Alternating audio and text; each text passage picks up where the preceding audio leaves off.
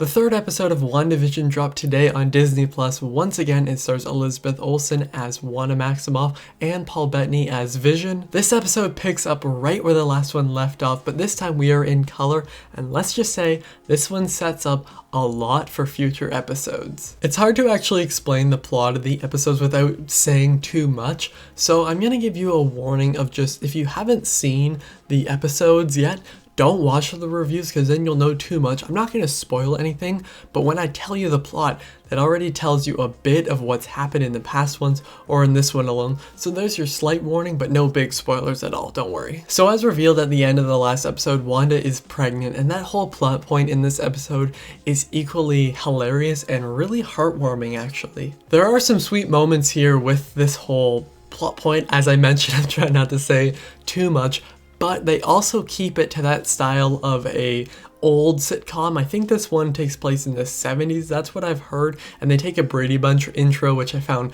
quite funny here. Now, I haven't watched the Brady Bunch, but I do know the intro. But with the sweet moments, they aren't too common because they do stick to making it funny and, cheesy, and they do push the line a little bit, like it gets just into the territory of like, okay, let's calm down just a little bit here, but I have to say this is the best episode of the series so far. I really enjoyed the comedy here for the most part, but it's because of the suspense at the end of this episode that really makes it special. It sure as hell is funny and sweet, but it's by the end of the episode where they start setting up and kind of telling us more about what we've been guessing about per se. There's a lot of theories out there of what's happening, and here we kind of get more hints of that, and also in a really rough cut, which was really smart by the way. If anyone, no, they won't be, but anyone from the editing team is watching this, that scene was awesome. There are some hints of what's to come, and again, I won't say what they are, but there are certain lines of dialogue or certain facial reactions from certain characters that kind of give some stuff away, and I really like that. Certain characters do show up here and you don't really know why, like they're just here,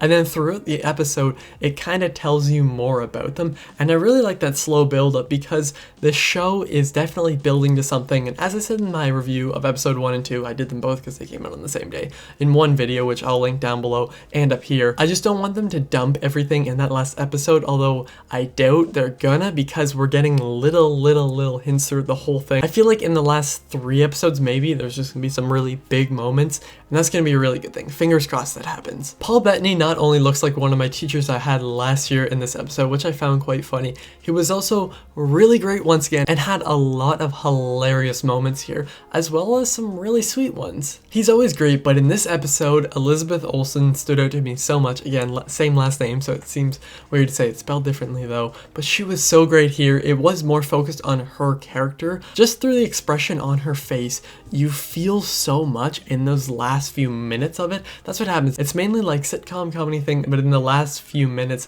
they set something up, which again makes it seem like, yeah, they should have released it all this at once, but I won't talk about that anymore. She also has some great scenes of physical comedy. If you've seen the episode, you know what I'm talking about, involving fruit, which I found quite funny, and it's really interesting seeing these two actors in a set like this. Obviously, it's so different from what we're used to seeing. Everyone said it when it first dropped, but still, they keep it up and it's still awesome. Also, I must say that the colors are so visually appealing here and almost like warm in a way, and maybe that's because we went from, obviously black and white to really colorful, bright colors from most of the costumes.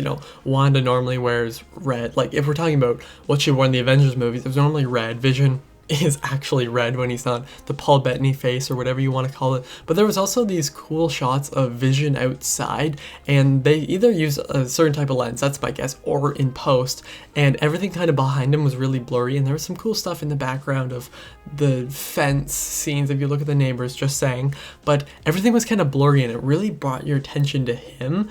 And I really liked that. That was just a subtle, small detail that I thought was really cool. The third episode of WandaVision is the best one yet. Although it could have cut down on the cheesy comedy just a little bit, the sweet moments and actual intensity and setup at the end of this episode really made this one special. This is definitely building to something epic. I'm going to give WandaVision episode 3 a 4 out of 5.